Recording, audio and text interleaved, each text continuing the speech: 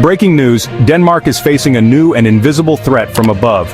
Unidentified drones have been spotted flying over the country's largest and most important military base, Karup Air Base, sending shockwaves through the nation's defense establishment and raising urgent questions about security, technology, and the future of warfare in Northern Europe.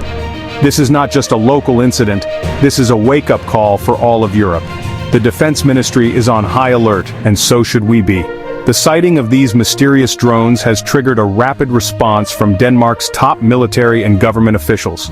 Security protocols have been tightened, and emergency meetings are underway as authorities scramble to assess the scale and intent of this incursion. The mood is tense, with soldiers and intelligence officers working around the clock to protect critical infrastructure and prevent any potential sabotage or espionage. On the night of Friday into Saturday, Denmark's defense ministry confirmed that one or possibly two unidentified drones were detected near or directly over Karup Air Base. The incident occurred under the cover of darkness, making it even more difficult for security forces to track and identify the intruders. Surveillance cameras and radar operators were on high alert, scanning the skies for any sign of further activity. The base, which is a linchpin in Denmark's military operations, suddenly found itself at the center of a high-stakes security drama. Karup Air Base is not just any military installation, it's the heart of Denmark's air defense, home to key command centers, advanced aircraft, and sensitive technology. Local police reported the drone sighting happened around 8:15 p.m. local time, a period when the base is typically bustling with activity. The presence of police vehicles and heightened security at the entrance underscored the seriousness of the situation. For many Danes, this was a chilling reminder that even the most secure locations are not immune to modern threats. The ministry declined to give specifics, citing operational security. Officials have been tight-lipped about the details, refusing to disclose the exact number of drones, their flight paths, or what, if anything, was captured on camera. This secrecy is standard procedure in such sensitive cases, but it has fueled speculation and concern among the public and the press. What are the authorities hiding? Are they dealing with a new kind of surveillance technology, or is this a test of Denmark's defenses by a foreign power? What we do know is that multiple facilities were under drone observation. This means the threat was not limited to just one location. The drones appeared to be systematically surveying several key sites, possibly gathering intelligence or mapping out vulnerabilities. The use of drones for reconnaissance is a growing trend in modern warfare, allowing adversaries to collect valuable data without risking human lives or triggering immediate retaliation. These new sightings are part of a wave of incursions across Denmark in recent days. Reports have surfaced of drones being spotted near other military bases, government buildings, and even critical infrastructure like power plants and communication hubs. The pattern suggests a coordinated effort, possibly orchestrated by a state actor or a sophisticated criminal organization. The Danish public is understandably anxious, with many wondering if this is just the beginning of a larger campaign. Earlier this week, drones forced the temporary closure of several major airports including Copenhagen, Aalborg, and Billund. Flights were grounded, passengers were stranded, and air traffic controllers were forced to reroute planes to avoid potential collisions. The economic impact was immediate, but the psychological impact was even greater. For the first time, many Danes realized how vulnerable their country is to this new form of aerial intrusion. Military bases like Skridstrup, which houses Denmark's fleet of F-16s, and the newly acquired F-35 stealth fighters, have also reported suspicious drone activity. These bases are critical to Denmark's defense posture and NATO commitments. The presence of drones near such high-value targets raises the stakes considerably.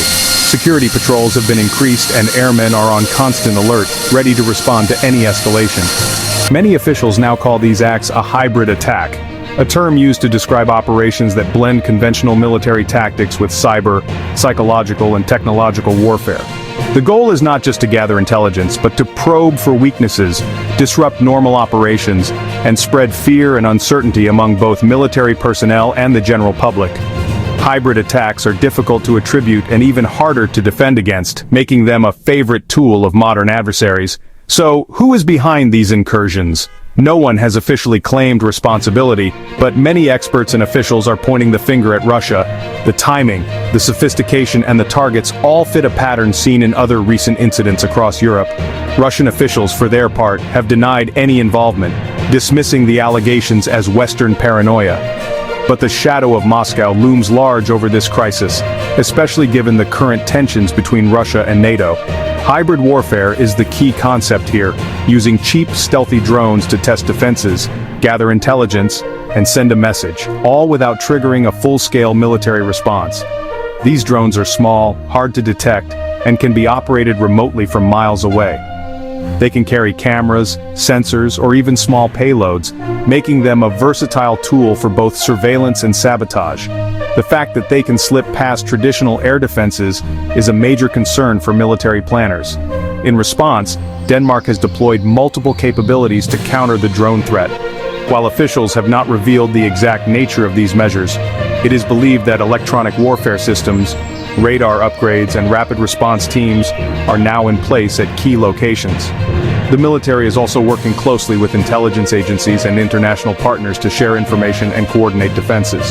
The goal is to detect, track, and neutralize any unauthorized drones before they can do harm. Recognizing the seriousness of the threat, Denmark has accepted Sweden's offer to supply advanced anti-drone systems for the upcoming EU summit in Copenhagen. These systems are designed to detect, jam, and even physically intercept rogue drones, providing an extra layer of protection for high-profile events.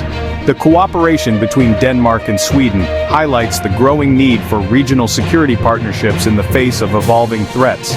The upcoming EU summit is now a major focus for security planners. With world leaders set to gather in Copenhagen, the risk of further drone incursions is higher than ever.